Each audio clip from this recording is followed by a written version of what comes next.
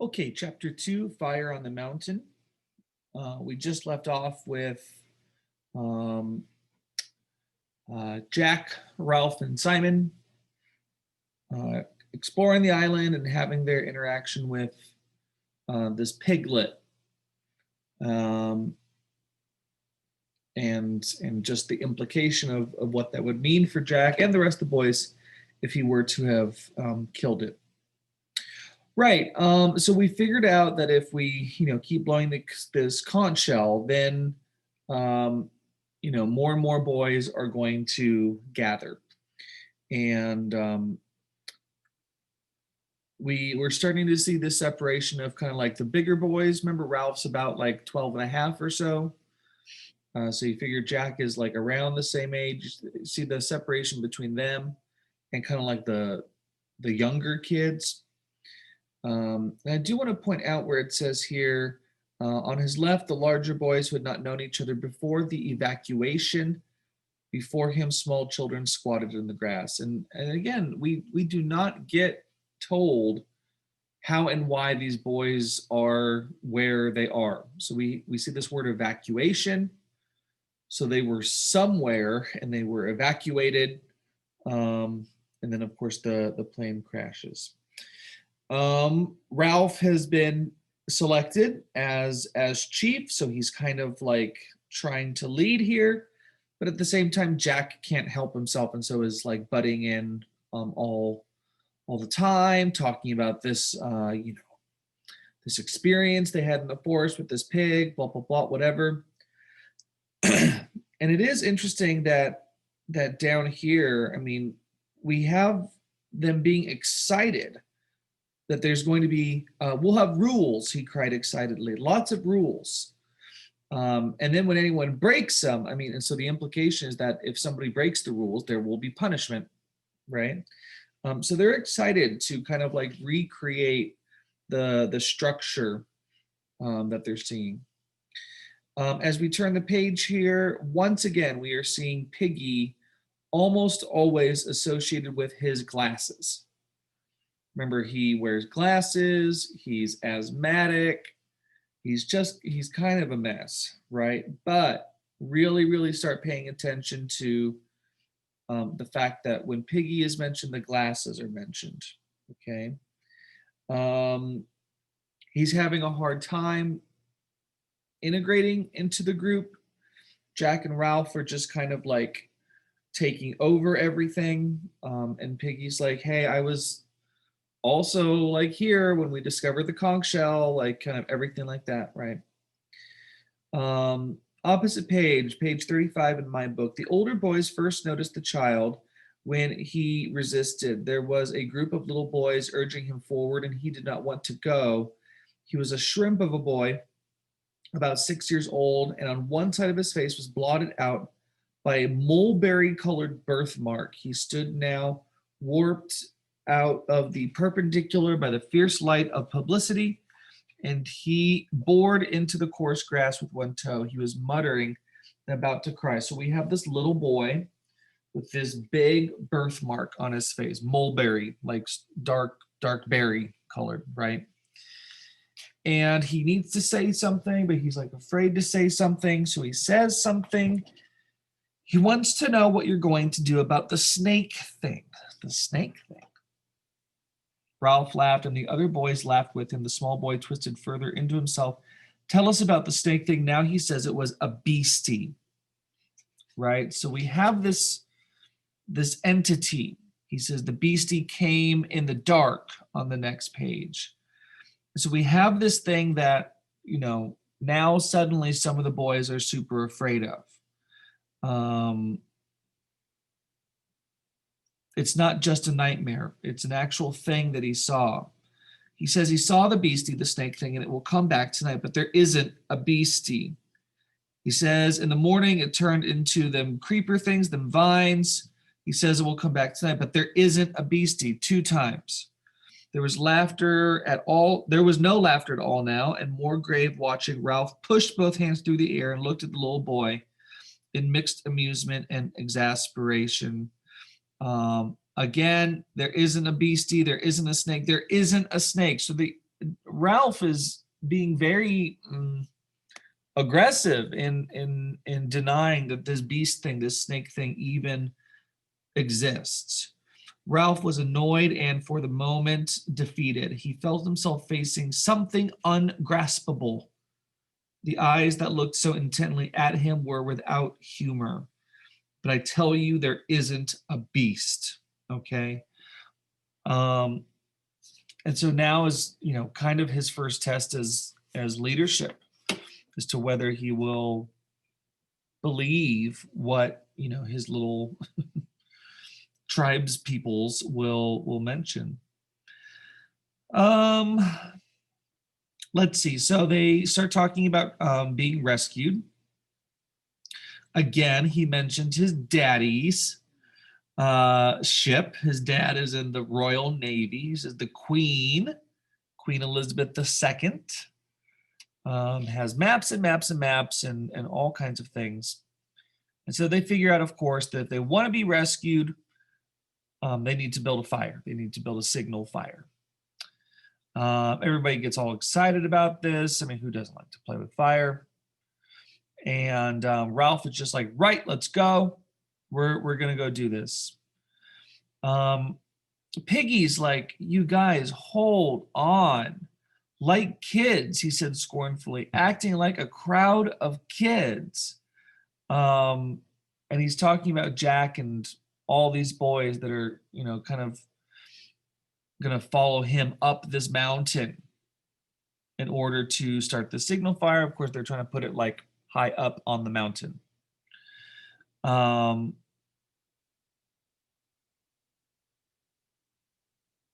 Again, Piggy's in this like this space of like they're acting like a crowd of kids. He sighed, bent, and laced up his shoes. The noise of the errant assembly faded up the mountain. Then, with the martyred expression of a parent who has to keep up with the senseless ebullience of the children, he picked up the conch, turned toward the forest, and began to pick his way over the tumbled scar. So, Piggy's almost taking like this, oh, you guys, kind of like mindset, even though he's not any older. And he's I don't know, getting impatient. I think we've all seen people our age where we're just like, oh my God, I'm tired of you. And and that's where Piggy is. So he's definitely more mature than the other boys for sure. Right, they're up the mountain, they're looking for wood, they're looking for branches. The twins, Sam and Eric, were the first to get a likely log, but they could do nothing till Ralph, Jack, Simon, Roger, and Maurice found room for a handhold. So they're finding like just these giant logs. And we see, Ralph and Jack really kind of enjoying each other's company. They grinned at each other, sharing this burden. Oh, it's too heavy. Oh, not for the two of us. I mean, so they are really working well together.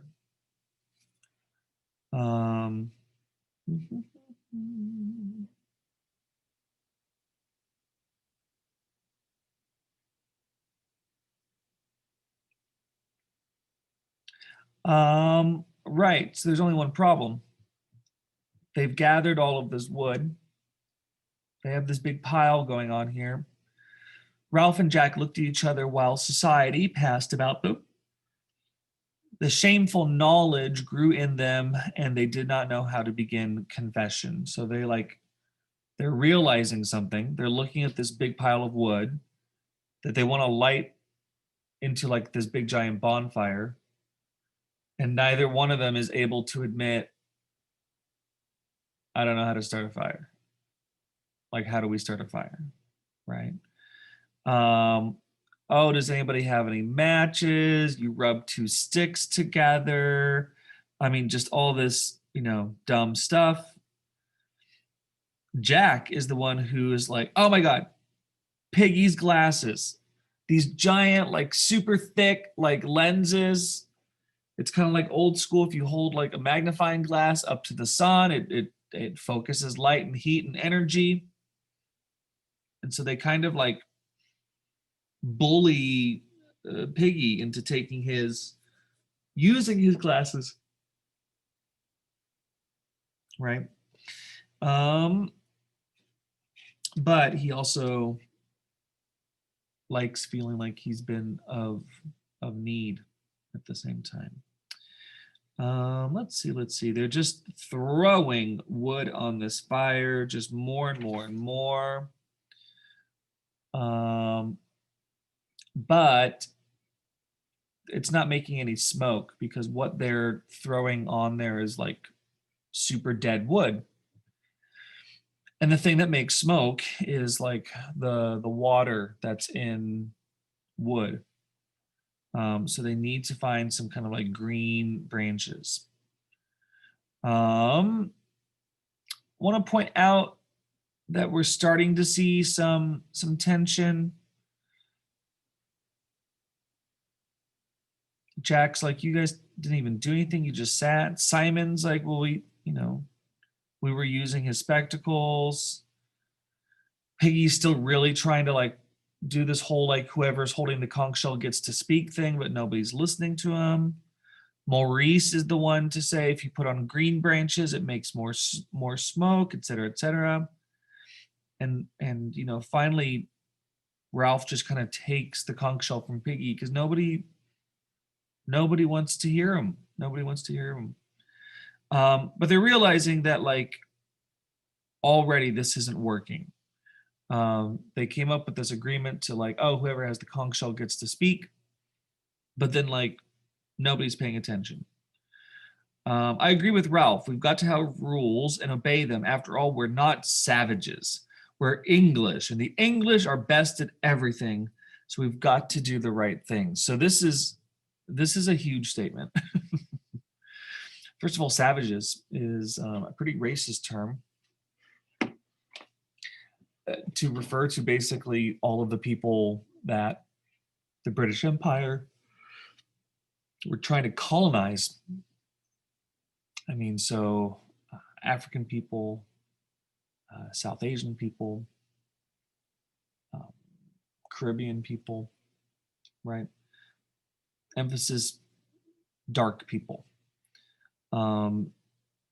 Definitely not a term that we use. We're English, and the English are best at everything. I mean, this is when England was just an absolute global superpower. I mean, they still are economically, but at one point, something like a third of the globe was under British rule or something like that. Huge parts of,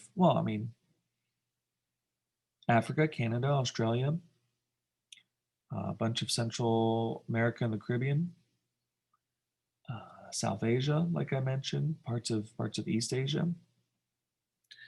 And just this attitude, like, oh, we're the best at everything, so we've got to do the right thing here.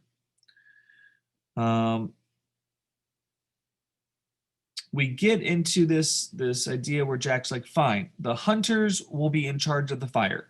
It's too many people here. Not everybody's helping, so like we'll be in charge of it. Okay.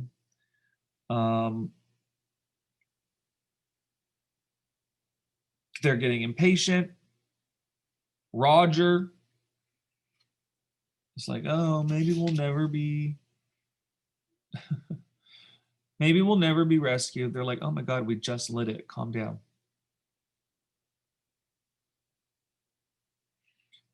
Piggy's getting resentful because he feels like all the other boys are being listened to, but every time he wants to say something, like nobody's listening.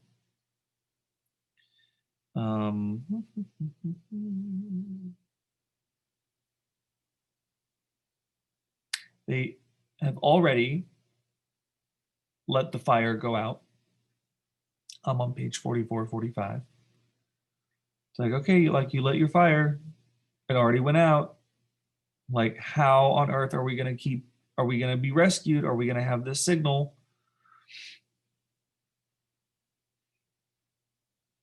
And Piggy is really fighting for himself. He's like, I have the conch. I got a right to speak.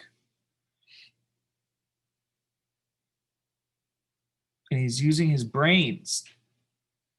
It's kind of the old school, like, people wear glasses, it means they're nerdy and smart, right? And yet he's like, he's like, the fire's great, but what about like shelters? Like, why don't we like, why don't we make sure that we're like covered and secure and stuff like that?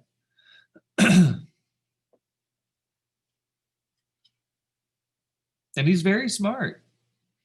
It's like, you can't just, put all of your wood in one spot and hope that it's going to work.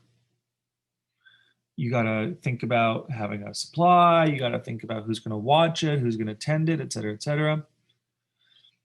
Last page of chapter 2, I'm on page 46. He said, that's not all them kids, them little ones. Who took any notice of them? Who knows how many we've got? So like all these characters that are being mentioned here, Jack, Ralph, Piggy, Simon, Roger, Maurice, Jack, blah, blah, blah. These are all like kind of like big kids. But then there's all these little tiny kids, right? Nobody even knows how many there are. And Piggy is like, I've already said we have to keep track of who is who and who is where and everything like that. And again, like nobody is listening. And then it gets pretty like aggressive here. Like even Ralph is like, oh my God, stop. Jack just fully says, you shut up. Piggy stood up and pointed to the smoke and flames. A murmur rose among the boys and died away. Something strange was happening to Piggy, for he was gasping for breath. So he's having an asthma attack. That little one, gasped Piggy, him with the mark on his face. I don't see him. Where is he now? So remember that boy came forward and was like, oh, where's the beastie? We gotta watch out for the snakes. They don't even know where he is. Him that talked about the snakes, he was down there. A tree exploded in the fire like a bomb. Tall swaths of creepers rose. So they've lit this other fire and it's now out of control, right? The boys looked at each other fearfully, unbelieving. Where is he now? Ralph muttered the reply as if in shame. Perhaps he went back to the beneath them on the unfriendly side of the mountain. The drum roll continued. The noise of the fire, right? And so that's where we leave off. We have these boys who are trying to be organized and they're trying to get like stuff done, but they're not doing a very good job at delegating, and there's control issues and power issues and everything like that. And now potentially we're starting to like lose boys without even knowing it. Okay. You're starting to see some conflict happening between Piggy, who's like absolutely the voice of reason, Jack, who just wants everything his way, Ralph, who just wants to make everybody happy. And those are not all necessarily good leadership qualities to have. That was chapter 2. Thanks for watching.